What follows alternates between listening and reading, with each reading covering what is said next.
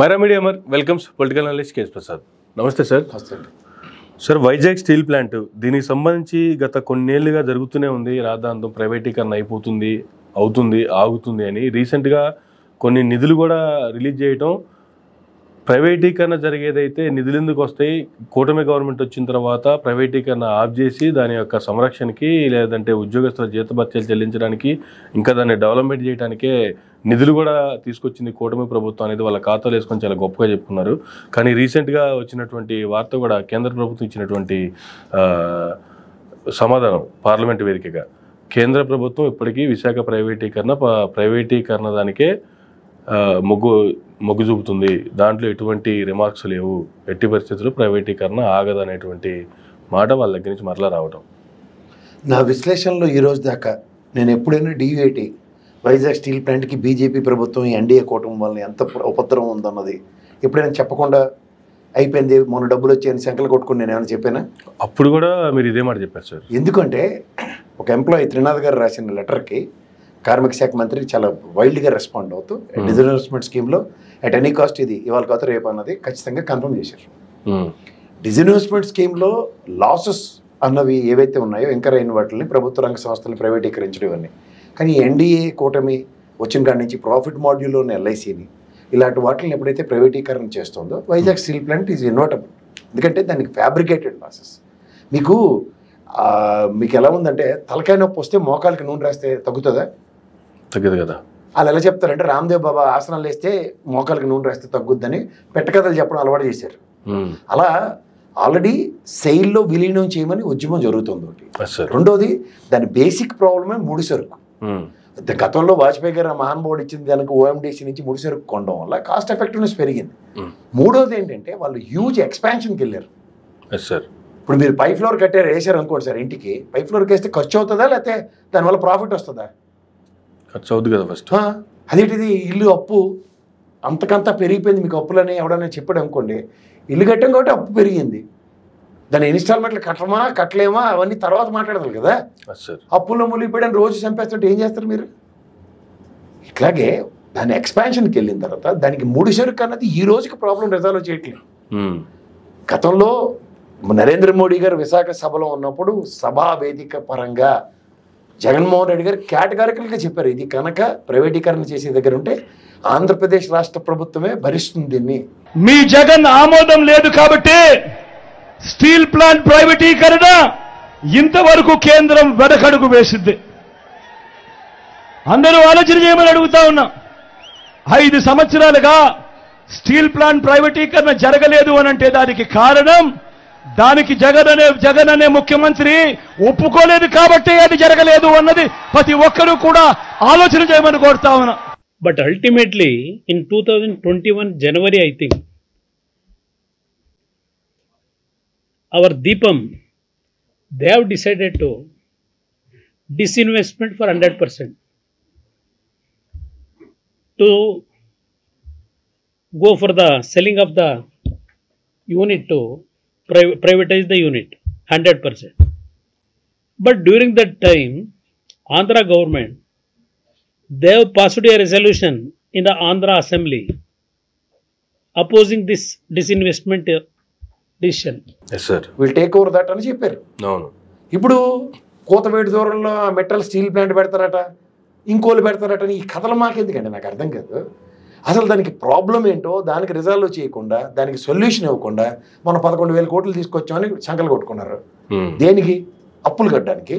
అంత జీతభత్యాలు సంవత్సరాల తరబడి పెండింగ్లో ఉన్నాయి కాబట్టి దానికి ఆల్రెడీ సెయిల్లో ఒక సీనియర్ మోస్ట్ ఎంప్లాయీని మోర్ దాన్ 150 మంది పైచిలకని సెయిల్లో విలీనం చేసిన వాళ్ళని ఇప్పటికి వెనక్కి తీసుకురాలే.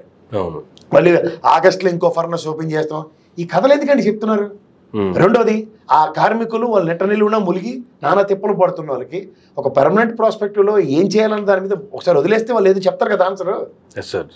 అసలు ఆ విశాఖ స్టీల్ ప్లాంట్ సాధించుకుందే మేము ఉద్యమంతో. That is our pride. Andhra రాష్ట్ర ప్రైడ్ అది. దాన్ని పట్టుకుని ఏంది అది? దాని పేరులోనే ఉంది విశాఖ ఉక్కు ఆంధ్రుల హక్కు అని. మా హక్కుకే భంగం కలుగుతున్నప్పుడు ఎవరు మీరంతా ఈ కూటమి తల తోక లేకుండా తెలివి కూడా లేకుండా ఆ పవన్ కళ్యాణ్ గారు అంటే జాతీయ ప్రయోజనాలు ఏది మాడతారా? నువ్వు రీజనల్ పార్టీ పెట్టుకుని ప్రాంత పరిరక్షణ కోసం పెట్టుకున్న పార్టీ అది. ఫస్ట్ ప్రాంతానికి జరుగుతున్న ఉపద్రవం మీద బేసిక్ అవగాహన పెంచుకోండి. సార్ ఈ మధ్య పవన్ కళ్యాణ్ గారి మాటలు కొన్ని సోషల్ మీడియాలో బాగా వైరల్ అవుతున్నాయి సార్. అవి రీసెంట్గా మాట్లాడినవో మరి ఫాస్ట్లో మాట్లాడినవో ఐడియా లేదు, కానీ విశాఖ ప్రైవేటీకరణ అనేది దేశంలో జరిగేటువంటి, దేశం కోసం జరిగేటువంటి, దేశం తీసుకునే నిర్ణయాలు అని చెప్పి ఆయన మాట్లాడుతున్నారు. కేంద్ర ప్రభుత్వం తీసుకున్న నిర్ణయం దేశాన్ని దృష్టిలో పెట్టుకుని తీసుకుంది, కేవలం ఒక వైజాగ్ స్టీల్ ప్లాంట్ సంబంధించింది కాదు. కేంద్ర ప్రభుత్వం తీసుకున్న నిర్ణయం దేశాన్ని దృష్టిలో పెట్టుకుని తీసుకుంది, కేవలం ఒక వైజాగ్ స్టీల్ ప్లాంట్ సంబంధించింది కాదు. రేపు పొద్దున మీ ఇల్లు కూడా లాక్కుంటారు సార్. 7 ఫ్లోర్లు కట్టారు కదా జనసేన ఆఫీసు, దేశం కోసం లాక్కుంటారు, ఇచ్చేయండి మీరు. అది ప్రైవేట్ ఆస్తి. మీకు ప్రభుత్వానికి ఉన్న ఒప్పందంలో చాలా మంది చూడండి, ఆస్తులు చనిపోయిన తర్వాత తదనంతరం అనాశరణాలకి ఇస్తున్నాం, ఈ చారిటీలకి ఇస్తున్నాం అని రాస్తారు కదా, రాసుకోండి మీరు, ఎవరు కాదంటలే. కానీ అది ఆంధ్ర రాష్ట్ర ప్రజలు, మీకు తెలుసో తెలీదో, దాని మీద పెట్టిన ప్రతి రూపాయి డివిడెండ్ రూపంలో కేంద్ర ప్రభుత్వానికి ఆల్రెడీ తిరిగి చెల్లించాం. That's our pride. 38,000 పైసలకి డివిడెండ్ చెల్లించాం. సాలున 850 కోట్లు స్టేట్ ట్యాక్స్ వస్తుంది దానికి. అవును, తెలిసిన వాళ్ళకి చెప్పొచ్చండి దాని గురించి. ఈ రోజుకి కూడా కేంద్ర రాష్ట్ర ప్రభుత్వాల సమన్వయంతో దానికి ముడి సరుకు కేటాయిస్తే దాని ప్రాబ్లం రిజాల్వ్ అవుతుంది. రీసెంట్గా నారా లోకేష్ గారు వైజాగ్ వెళ్ళారు సార్. ఆయనకి ఏదో కోర్టు ఇష్యూ ఏదో ఉండి, అప్పుడు విలేకరులకు అడిగిన ప్రశ్న కూడా, మేము ఎప్పుడైనా చెప్పామా ప్రైవేటీకరణ అవుతుంది అని ఎక్కడైనా చెప్పామా? ప్రైవేటీకరణ జరగదు, దానికోసమే కదా కేంద్రం నిధులు కూడా తీసుకొచ్చింది. కూటమి ప్రభుత్వం వైజాగ్ స్టీల్ ప్లాంట్ ఇక్కడ ఉండటానికే మొగ్గు చూపుతుంది, ప్రైవేటీకరణ అయ్యే ప్రసక్తే లేదని చాలా గట్టిగా నొక్కి మరీ చెప్పారు. చెప్పండి, ఏం డౌట్ ఉంది? మా ఆర్థిక ఇబ్బందులు ఉన్న విషయం వాస్తవం. దానికి రాష్ట్ర ప్రభుత్వం, కేంద్ర ప్రభుత్వం అనేక మా కార్యక్రమాలు చేస్తుంది. ఇది రెగ్యులరైజ్ చేయాలని తప్పదు మేము పనిచేస్తున్నాం. రాష్ట్ర ప్రభుత్వం నుంచి కూడా కొన్ని మినహాయింపులు కంటే అవి కూడా చేశాము. ప్రైవేటీకరణ జరగదని 100 సార్లు నేను చెప్పాను. మళ్ళీ డౌట్ ఎందుకు ఉంది మీకు? ఆ డౌట్ ఎందుకు ఉంది? ఎందుకు తప్పుడు ప్రచారం మీరు నమ్ముతున్నారు?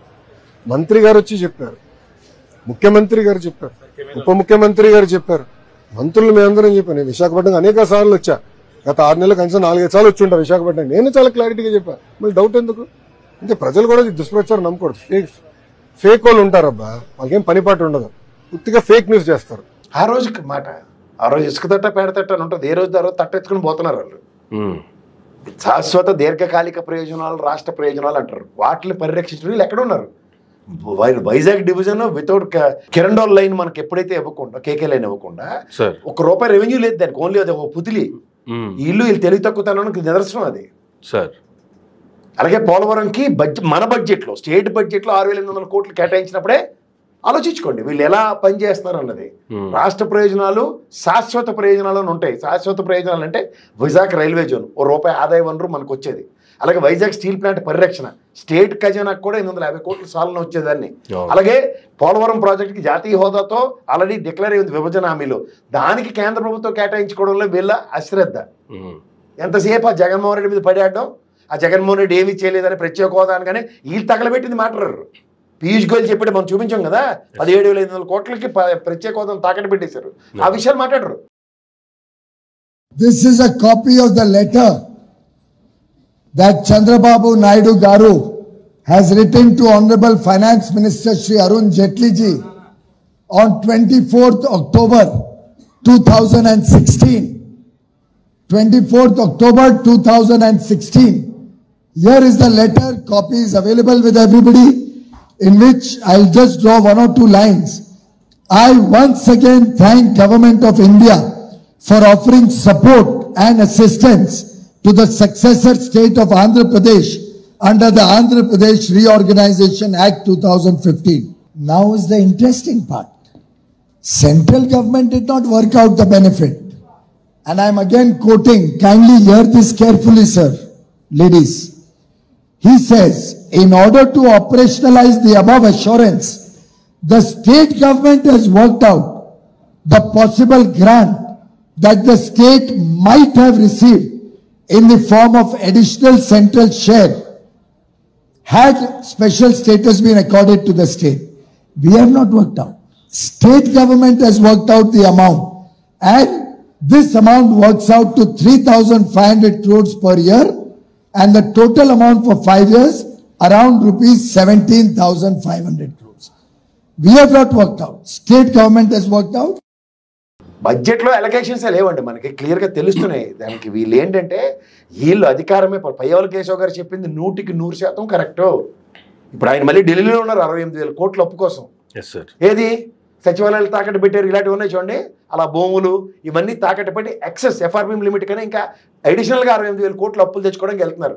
అపార్ట్ ఫ్రమ్ ఏది రెండో మంగళవారం బాండ్లు వేల ఉంటుంది చూడండి, అది కాకుండా ఓకే చూసుకోండి.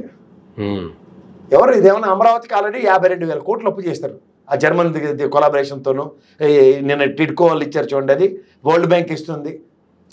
ఇంకొక 5,000 కోట్లేమో సింగపూరేనా. ఇలా తీసుకొస్తూ 52,000 కోట్లు దానికి ఒక పూర్ణ కొమ్మ రెడీ చేశారు. ఎక్కడికి వెళ్తున్నాం మనం? అసలు నాకు తెలియక అడుగుతాను. వాళ్ళు 14 లక్షల కోట్లు అప్పులు చేశారు, 10 లక్షల కోట్లు అప్పులు చేశారని ఓదరగొట్టి ఆ ఫిగర్ మీరు జస్టిఫై చేయడానికి ప్లాన్ చేస్తున్నారా? ఆల్రెడీ 10 నెలలు అయింది, 2,52,000 కోట్లు అప్పు చేశారు. ఇవాళ కేంద్రం నుంచి 68,000 కోట్లు గ్రీన్ సిగ్నల్ తీసుకొస్తే పోనీ ఇంత పూర్ణకం వాళ్ళు తీసుకొచ్చి మీరు ఏమైనా ఒక గనులతో ఏమైనా టైఅప్ అయిపోయి వైజాగ్ స్టీల్ ప్లాంట్ పరిరక్షించారా? కేకే లైన్తో పాటు వైజాగ్ రైల్వే జోన్ వచ్చిందా? పోలవరాన్ని కేంద్ర ప్రభుత్వం నుంచి బడ్జెట్ నుంచి అలొకేషన్ తీసుకొచ్చి ఇప్పుడు మేము సూపర్ యాన్యువేషన్ చేసి మేము కడతామని చెప్పిన దగ్గర ఇంత లంసం అమౌంట్ దీనికి తీసుకొచ్చామని చెప్పే గ్రాంట్ కూడా కాదు కదా. అప్పులు అప్పులు అప్పులు ఇలా రాజ్యం చేసి తగలబెడుతున్నారు. జగన్మోహన్ రెడ్డి క్లియర్గా చెప్పాడు లాస్ట్ 2 quarters అంటే జూన్కి గవర్నమెంట్ ఫామ్ అయిన తర్వాత సెప్టెంబరు డిసెంబర్ క్వార్టర్కి నాట్ లెస్ దెన్ 1,00,000 కోట్లని నా పాత విశ్లేషణ చూడండి. అదే ఎత్తేసారు వీళ్ళు. కొత్త బడ్జెట్ పెట్టకపోయిపోయి 1,59,000 కోట్లు ఎత్తేసారు అప్పు. అదేంది మన ఎఫ్ఆర్బిఎం లిమిట్లు మన దగ్గర పొదుపుగా వాడి మన అప్పులు ఇష్టం వచ్చినట్టు చేయకుండా 5 సంవత్సరాలు 2 సంవత్సరాలు కరోనా పాండమిక్ ఉండి కూడా 2,72,000 కోట్లు ఆల్మోస్ట్ ఒక బడ్జెట్ సంక్షేమ రూపంలో ఇచ్చి కూడా వద్దు సార్. వీళ్ళ గురించి నిజంగా చెప్తున్నాను, ఖచ్చితంగా మోసపూరిత ధోరణితో తేనె పూసిన కత్తితో మాయ మాటలు చెప్పి వచ్చిన అధికారం ఇది. ఎందుకంటే దీనికి ఇప్పుడు స్కూల్లో పక్కన రీవ్యాంప్ అయిన స్కూల్ను కూడా దానికి ఏంటి ప్రాతిపదిక మీద ఏది స్ట్రెంత్ లేదని 60 కన్నా తక్కువ ఉన్న స్ట్రెంత్ స్కూల్ క్లోజ్ చేస్తామని. నెక్స్ట్ మీరు గమనించారు లేదు, ఈ ప్రైవేట్ సెక్టర్ని అవతల మెడికల్ కాలేజీలన్నీ తగలబెట్టేశారు. ఎవరైనా 750 సీట్లు వదులుకుంటారా సార్ మెడికల్ సీట్లు? ఏంటి దానికి చెప్పి కారణాలు అంటే హాస్టల్ లేవు. ఏం మొన్నటిదాకా కేంద్ర ప్రభుత్వ సంస్థలు మనకి విభజన హామీలు వచ్చినప్పుడు పక్కా బిల్డింగ్లు కట్టారనే ఐఐటీలు అవన్నీ స్టార్ట్ చేశారా మీరు? చెప్తున్నాను, వీళ్ళ ద్వంద్వ విధానం చూడండి.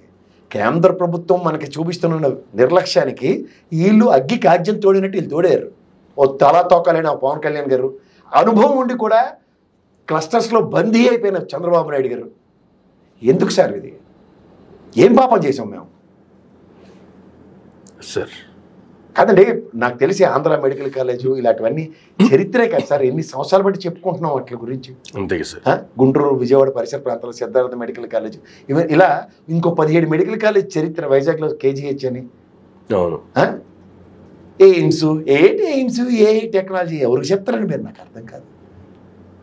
17 మెడికల్ కాలేజీలు 5 ఆల్రెడీ ఫంక్షనింగ్లో ఉండి ఒక ప్రభుత్వం ఆయనలో 5 మళ్ళీ ఎక్కడికి వెళ్ళి దావోస్ వెళ్ళి 10 పోర్ట్లు ఉన్నాయి, మేము అసలు వాణిజ్యానికి తిరగబెట్టేస్తామని చెప్పారు. బడ్జెట్లో పోర్ట్కి అలొకేషన్స్ ఏమండి? స్టేట్ పర్వ్యూలో ఉన్న పోర్ట్స్ కదా అవి. ఫిష్ ల్యాండింగ్ సెంటర్స్ కానీ ఫిషింగ్ హార్బర్లకు కానీ ఏమి ఇచ్చారు మీరు? ఎక్కడి నుంచి తెస్తారు సంపద? 1,00,000 కోట్లు తీసుకొచ్చి అమరావతి అదానం పోయడానిక? ఏం చేస్తారు సార్? ఆడ పెట్టి 1,00,000 కోట్లు పెట్టి మాత్రం చేసేది ఉంది. ఇప్పటికీ 50,000 కోట్లు అది కూడా చూసారు లేదా? చేసింది ఏమి లేదు కదండి. 1000 గజాలు 200 గజాలు ఇవ్వట్లే రైతులకు. పోనీ వాళ్ళకి ఇవ్వాలి కదా ఫస్ట్ ప్రయారిటీ. ఆ సీడ్ క్యాపిటల్ రోడ్ వేయాలి కదా కనెక్టివిటీ కోసం, అది లేదు. డొంకలు కోయడానికి ఇప్పుడు ప్రధానమంత్రి వచ్చి మళ్ళీ చెంబు నీళ్లు మట్టి ఒక కొబ్బరికాయ మన ఎత్తుకొని పోతాడా? అడావడి పబ్లిసిటీ ఈ దరిద్రం తప్ప ఇంకోటి లేదు కదా. అలా అమరావతి ఉద్యమం ఈ బాలకోట వీళ్ళందరూ ఊగిపోయారు కదా. నాకు తెలియక అడుగుతా, వీళ్ళందరికీ కూడా కనీసం తెలియట్లేదా? 10 నెలలు అయింది రాష్ట్రానికి ఇది క్యాపిటల్ గజెట్ ఎందుకు తేలేకపోతారు కేంద్ర ప్రభుత్వం నుంచి? ఇంకా ప్రభుత్వం వచ్చిన తర్వాత అమరావతి ఏదో అద్భుతాలు సాధించేసింది, ఇంకా అమరావతి రాజధాని అయిపోయింది, గతంలో జరిగినటువంటి దోపిడీలు లేకపోతే రైతులు జరిగినటువంటి అన్యాయం దాని మీద ఒక బుక్ రిలీజ్ చేసి ఆ బుక్ పెట్టి దానికి ఒక ఫంక్షన్ పెట్టి దానికి చంద్రబాబు గారిని పవన్ కళ్యాణ్ గారిని చీఫ్ గెస్ట్కి పిలిచి ఇది ఒకటి కొత్తగా రాబోతుంది మిస్టర్ బాలకోట ఆధ్వర్యంలో. సరే సార్, చాలా బాగా చేస్తున్నాడు ఆయన, కాదంటలే. ఏం 1000 గజాలు 200 గజాలు రైతులకు ఇచ్చారని సన్మాన్ సభ పెట్టరా?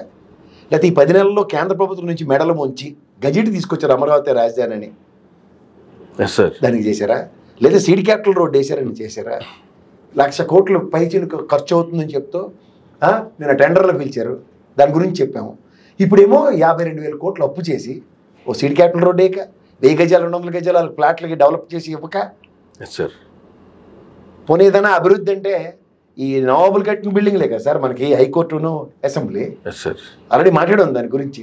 అలాంటివి కాకుండా ఇంకేమైనా కొత్త ఉంటేనే కానీ మేము అభివృద్ధి చేయమని ఎవడన్నా రాశాడు చెప్పాడు మీకు?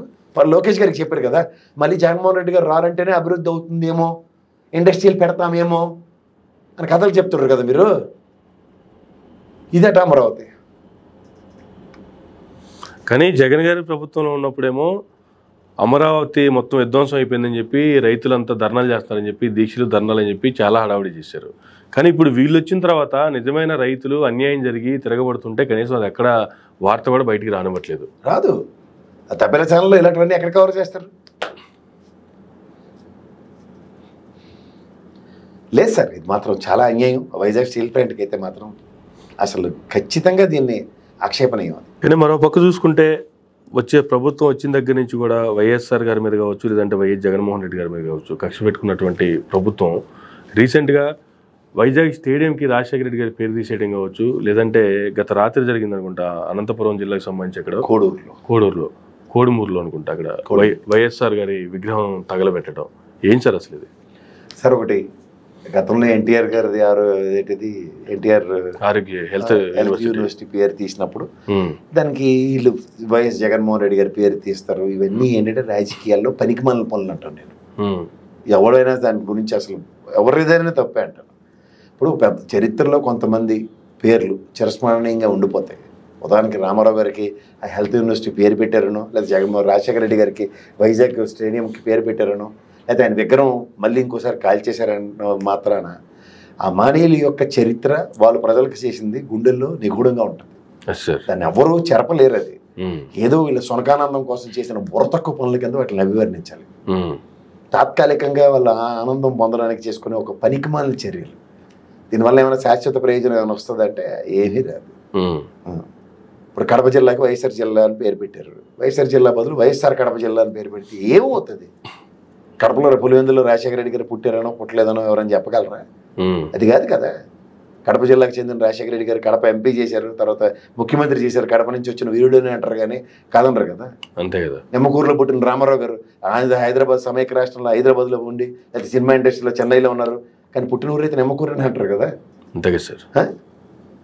ఆయనకి నేను పుట్టాను కాబట్టి ఇంత పెద్దోడు నేను కట్టిన పేరు పెట్టండి వాళ్ళు ఎర్రదని చెప్పుకున్నారా?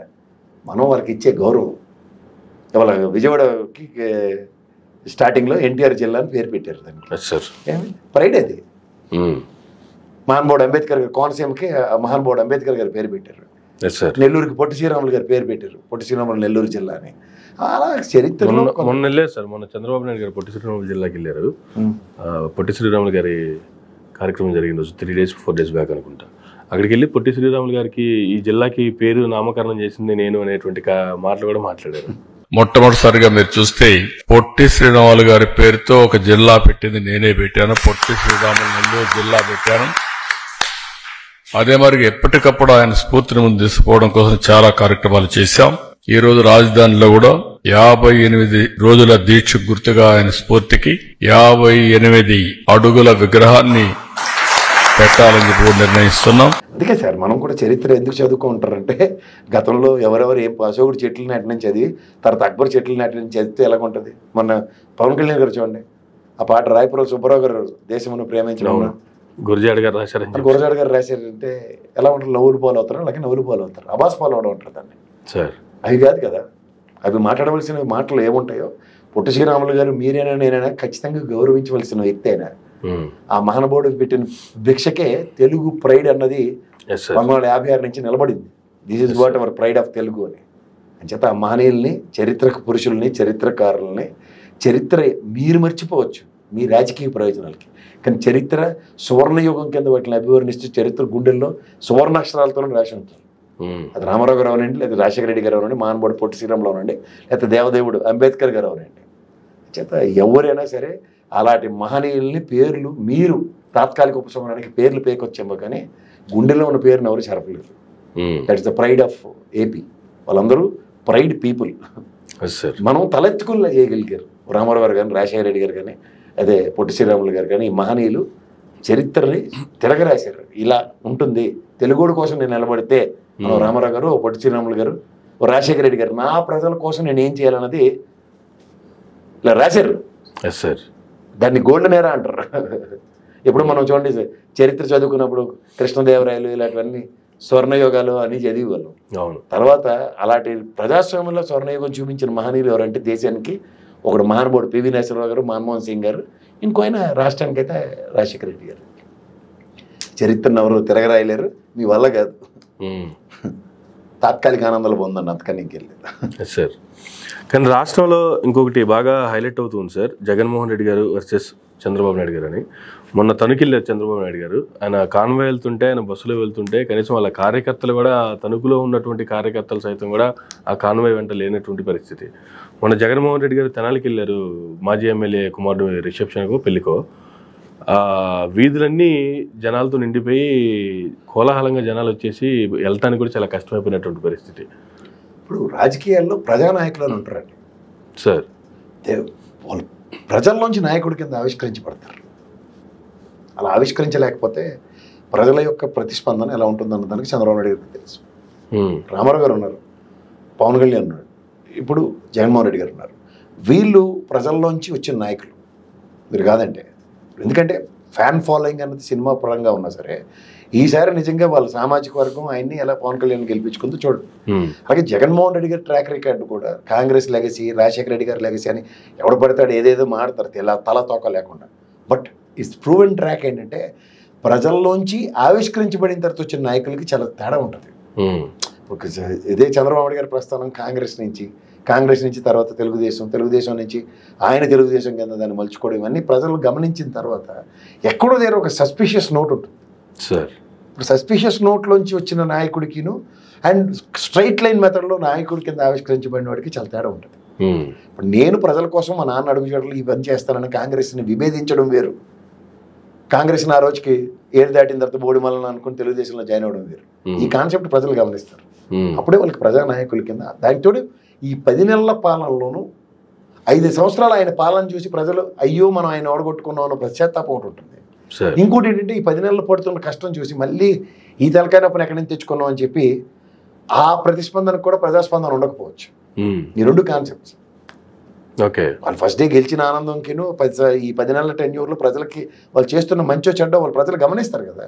రెసిప్రొకేట్ యాటిట్యూడ్ ఎప్పుడు ఉంటుంది? కృతజ్ఞత ఉన్నప్పుడు. కృతజ్ఞత ఎప్పుడు వస్తుంది? నువ్వు చేసిన మంచి నాకు కనబడినప్పుడు. మంచి కనబడింది, 5 ఏళ్ళు నీ దగ్గర నేను ఆనందనాను బాబు అని ప్రజలు జగన్మోహన్ రెడ్డి వెనకాల పరిగెడుతున్నారు. చంద్రబాబు నాయుడు గారు వచ్చింది నుంచి సంక్షేమాలు 6 బుల్లెట్ పాయింట్లు తెగొడతామని చెప్పి ఏం తెగొట్టారు? గోటం తెగొట్టారు అందరికీ. ఆ గోటం తెగొట్టేసరికి గోటం బాధ ఎలా ఉంటుంది? అదే ప్రజాస్పందన. ఉచిత నాయకులకి వెనకాల ప్రజలు కేడర్ రావట్లేదు, ప్రజల ప్రతిస్పందన లేదు అంటే మనం చేసింది మనకే అక్కడ ప్రశ్నకి సమాధానం దొరికినట్టు, అంతకన్నా ఇంకేం లేదు.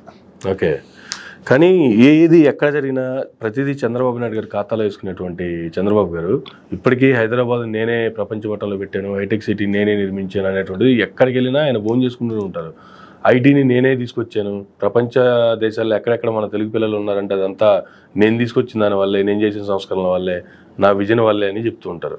కానీ నిన్నగాక మొన్న వచ్చినటువంటి పవన్ కళ్యాణ్ గారు మనం నిలబడటమే కాదు, టీడీపీ 44 దశాబ్దాలు ఉన్న టీడీపీని కూడా మనం నిలబెట్టాము అనేటువంటి కామెంట్లు చేసిన తర్వాత కూడా ఓడిన అడుగు ముందుకే వేశాం, మనం నిలబడ్డాం, పార్టీని నిలబెట్టాం, మనం నిలదొక్కుకున్నాం. మనం నిలదొక్కుకోవటమే కాకుండా 4 దశాబ్దాల టీడీపీ పార్టీని కూడా నిలబెట్టాం. చంద్రబాబు నాయుడు గారు కానీ లోకేష్ గారు కానీ ఎక్కడ దాని మీద ప్రతిస్పందించకుండా మంత్రులతోనో లేకపోతే సీనియర్లతోనో ట్వీట్లు పెట్టించడమో మాటలు చెప్పించడమో చేస్తున్నారు. అంటే వీళ్ళకి అంత ధైర్యం లేదా, మాట్లాడే ధైర్యం లేదా, లేకపోతే మాట్లాడితే చీలికలు వస్తేనే భయం ఉందా, లేదంటే ఏం సార్ అసలు దీన్ని? చీలికలు వచ్చాయి అనుకోండి సార్, మీరు అన్నట్టు 13 మంది తెలుగుదేశం వాళ్ళు ఉన్నారు, చీలిపోయేది జనసేనే. ఎవరికి నష్టం? చెరువు మీద వెలిగితే ఏమవుతుంది? అయినప్పటికీ కూడా వీళ్ళు ఎందుకు స్పందించలేదు? దేనికి స్పందించాలి? ఏముందని స్పందించాలి? పైన యాదవ్కి భారత్ అన్నదమ్ముల అనుబంధం, గిటార్ తీసుకుని పాటలు పాడుకుంటున్నారు, ముగ్గురు. కిందన వాళ్ళకి అలా నేను నేషనల్ మీడియాలో ఒక పెద్ద ఆయనతో నాకు డిబేట్ అయింది సార్, జనసేన నుంచి. క్లియర్గా చెప్పాడు ఆయన, అట్లీస్ట్ 70-30 అనే ఎక్స్పెక్ట్ చేసాం ఈ నామినేటెడ్ పదవుల వాటిల్లో, మాకు 30% షేర్ లేదు, చాలా అసంతృప్తిగా ఉన్నామని క్యాడర్ అంతా ది హెస్ కేటగారికల్లీ ఎక్స్ప్లెయిన్. అది క్షేత్రస్థాయిలో ఉంది. పై స్థాయిలో నాకు మా అన్నయ్యకి పదవులు వచ్చాయి కాబట్టి మీ ఇద్దరు హ్యాపీగా ఉన్నాం అనుకుంటే కింద వాళ్ళ పరిస్థితి వేరు కదా. నేను ఎప్పుడూ చెప్తూ ఉంటా, ఇదే కేడర్లో ఏదో బొలిశెట్టి సత్యనారాయణ గారు, లేకపోతే శివశంకర్ గారు, లేదా హరిప్రసాద్ గారు, ఇలాంటి వాళ్ళు అందరూ 21 మందికి 21 మంది గెలిస్తే అప్పుడు కథ వేరు. తెచ్చింది 13 మంది, అప్పు తీసుకొచ్చిన తెలుగుదేశం నుంచి, స్ట్రైక్ రేట్ నాది 100 out of 100 అంటే ఎలా? నీకు మరోసార్లు చెప్పా, జనసేన అనే పార్టీ నిలబడి నేను కూటమికి సపోర్ట్ చేస్తాను 2014 అన్నప్పుడు 2% ఓటు బ్యాంక్, సొంత పత్రాలు నిలబెట్టి నేను నిలబడి మీకు రాష్ట్రాన్ని ఉద్ధరిస్తాను అన్నప్పుడు 5 నుంచి 7% మధ్యలో ఇచ్చారు. మొన్న కూటమితో కట్టి నిలబడినప్పుడు 175 నియోజకవర్గాల్లో జనసేన వల్ల ర్యాలీ అయిన ఓట్లు ఎంత అని చూస్తే 6.7%. సో ఏ ప్రాతిపదిక మీద మీకు ఇండివిజువల్ క్రెడిబిలిటీ ఉంది? ఇప్పుడు ఏనుగు వెళ్తుంటే బోల్ మంది అరుస్తూ ఉంటారు, ఏనుగు వెళ్తున్నప్పుడు బోల్ మంది అరుస్తుంటే దాన్ని పట్టించుకుంది అనుకో ఏనుగు, ఏమవుతుంది? అలాగే 40 సంవత్సరాల పై చిలుకొని Telugu Desam they know what is the legacy of it. దాన్ని బుచ్చేశ్వర గారు చెప్పారు కదా, 10 కేలు బియ్యం కొనడానికి వెళ్ళినప్పుడు వాడు ఎంత మూట పెట్టాడు, అది ఆల్మోస్ట్ తూగుతున్న దగ్గర కొంచెం తక్కువ అంటే 4 గింజలు తీసి ఇందులో వేసాడు, ఆ 4 గింజలకి తూగింది, నా వల్లే తూగిందంటే ఏమిటి అర్థం వస్తుంది? అదే అర్థం వీళ్ళు మాట్లాడిన మాటలు కానీ డైరెక్ట్గానే చెప్పాడు ఆయన. సో కానీ వీళ్ళ స్ట్రైక్ రేట్ కావచ్చు, వీళ్ళ ఎమ్మెల్యేలు 21 మంది గెలిచారా లేదా, లేదంటే వీళ్ళకు ఉన్న పర్సెంటేజ్ అంతా, ఇవన్నీ వీళ్ళు చెప్పుకోవడంలో తప్పులేదు. ఆల్రెడీ 21 మంది నిలబడ్డ వాళ్ళు పక్క పార్టీ నుంచి వచ్చారా, వాళ్ళ పార్టీ నుంచి వచ్చారా, గెలవడం అయితే గెలిచారు కాబట్టి ఆ పార్టీ జెండా మీద నిలబడి, సో అది ఓకే. కానీ పక్క పార్టీని కామెంట్ చేసినప్పుడు దానికి వీళ్ళు సరి అయిన సమయంలో సరి అయిన విధంగా స్పందించకపోవడం అనేది చాలా డ్యామేజ్ చేసే పరిస్థితి కాదంటారా? ఏమవుతుంది? వాళ్ళకే తక్కువ అవట్లే కదా, 70-30 వాళ్ళకి ఇవ్వాలి, ఇవ్వట్లేదు. అడ్వాంటేజ్లో తెలుగుదేశం ఉంది కదా, రానందుకు పోయిందెవరు వాళ్ళు, వాళ్ళ బాధపడికి అరణ్యరోధనే అవుతుంది కదా. ఓకే, మేమందరం బాగానే ఉన్నాం, మీరు అనవసరంగా ఆవేశపడకండి అని వాళ్ళకే తిరిగి వాళ్ళ అధినేత వార్నింగ్లు ఇస్తున్నాడు. ఎవరికి ఉపయోగం? ఓకే, అలాగే ఉంది అక్కడ. కింద వాళ్ళు గోళ్ళు ఆక్రమణలో ఆయన పట్టించుకోవట్లేదు, పైన పనులు వాళ్ళకి కాకల కార్యాలు గందరలో తీర్చినట్టు వాళ్ళ పని వాళ్ళు చేసుకుంటారు. పైన పోయేదెవరు? కిందన కేడరు. వాళ్ళకి పట్టించుకుంటే ఇంకేముంది? అధికారం వచ్చింది, ఆవిర్భావ సభలో నేను మాడిన మాటలు విన్నాం. అసలు క్షేత్రస్థాయిలో 175 నియోజకవర్గాల్లో పార్టీని బిల్డ్ చేసుకోవడానికి మీరు చేస్తున్న పని ఏందో చెప్పమంటే అది తప్పని మాట్లాడు. అది గమనించారు మీరు? కనీసం అధికారంలోకి వచ్చిన తర్వాత వాళ్ళు తీసుకునేది ఏంది? అంటే తెలచేరింది, కానీ ఈ బాధ అంటే ఏదెందుకు? ఆ పార్టీ ఎప్పుడైతే క్షేత్రస్థాయిలో నిర్మాణం అన్నది జరగకుండా అది ఏదో పైపైన మేగడ పొంగు ఆవేశం కావేశంతో పని కానిచ్చేస్తే పని అయిపోయింది 21 అని అసలే కొనుక్కున్నాక దాని మీద తాటిపండు పడినట్టు ఇప్పుడు 21 కూడా ఇచ్చారు, కొద్ది కొబ్బరికాయ దొరికినట్టు. ఇంకా మనం వేడి చేయలేము దానికి. ఈ ఆవేశం 5 ఏళ్ళ పాటు ట్రావెల్ అవుతుంది, 6వ సంవత్సరం అవగతం అవుతుంది ఏమైందో ప్రాబ్లం, ఎక్కడి నుంచి డ్యామేజ్ జరిగిందో తెలిసి మళ్ళీ ప్రక్షాళన ఎంచుకుని ఏమైంది మళ్ళీ వచ్చి మళ్ళీ ఆవేశమే కదా. ఓకే, ఆవేశం అనర్థదాయకం అని ఆవేశంలో ఉన్నప్పుడు ఎప్పటికీ అర్థం కాదు. ఆవేశం అంతా తగ్గిన తర్వాత కొన్నాళ్ళు పోయిన తర్వాత దానివల్ల జరిగిన డ్యామేజ్ ఏంటో అప్పుడు తెలుస్తుంది, అప్పుడు దాకా తెలియదు. Right sir, thank you sir, thank you very much అండి. ఇదండి ప్రసాద్ గారు తూగినట్టు. మరొక గంటలో మళ్ళీ కలుద్దాం. చూస్తూనే ఉండండి మైరా మీడియా.